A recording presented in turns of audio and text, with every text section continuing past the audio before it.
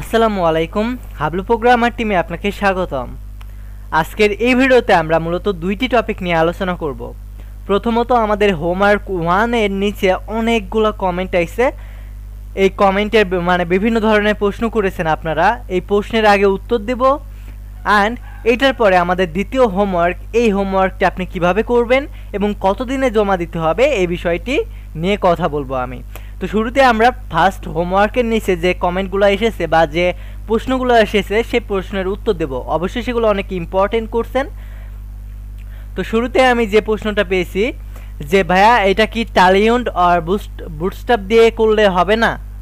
না ভাই, আপনি যদি বুটস্ট্র্যাপ বা টালিউন্ড সিএসএস দিয়ে করেন তাহলে এটা হবে না।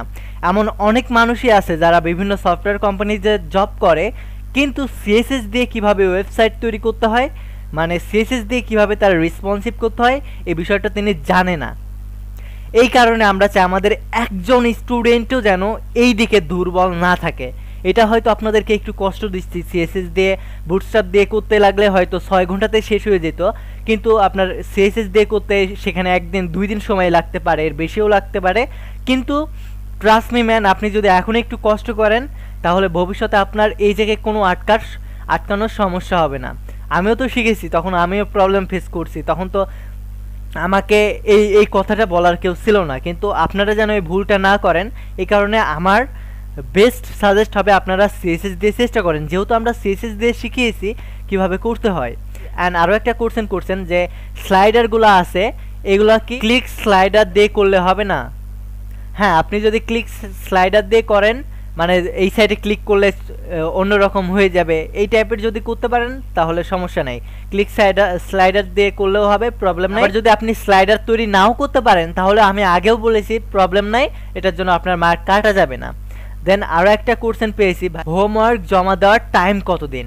তো যেহেতু এটা আমাদের একটা পাবলিক কমিউনিটি, আমরা তো এই কোর্সটি আর প্রত্যেক 6 মাস অন্তর অন্তর আর এটা তো আপনাদের জন্য পরিবর্তন করতে পারবো না, তাই না? আমরা এমন একটা প্ল্যান করে এই কোর্সটি তৈরি করতেছি যেন আজ থেকে 10 বছর পরেও আপনারা সম্পূর্ণভাবে এই কোর্সটি ফলো করলে তখনকার টিউটোরিয়ালের সাথে বা তখনকার যুগের সাথে তাল মিলিয়ে যেন এই কোর্সটি করতে পারেন।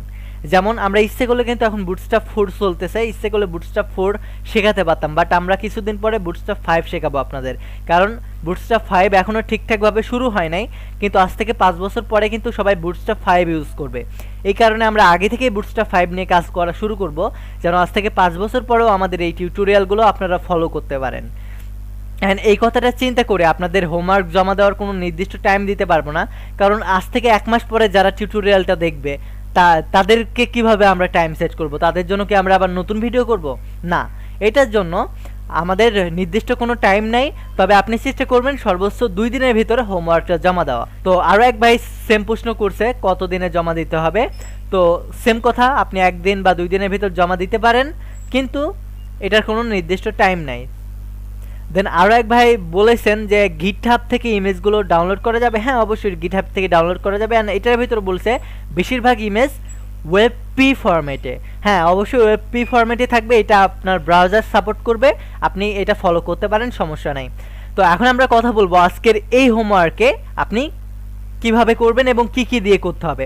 এটাও মূলত আপনি HTML এবং পিওর CSS দিয়ে করতে হবে আপনাকে, জাভাস্ক্রিপ্ট বা বুটস্ট্র্যাপের ব্যবহার করা যাবে না। যদিও এখানে দেখেন প্রথম অবস্থায় যখন আপনি আসবেন অ্যানিমেশন টাইপেরই আছে, কিন্তু আপনি এই অ্যানিমেশন করবেন না, জাস্ট আপনি এই ডিজাইনটা করবেন।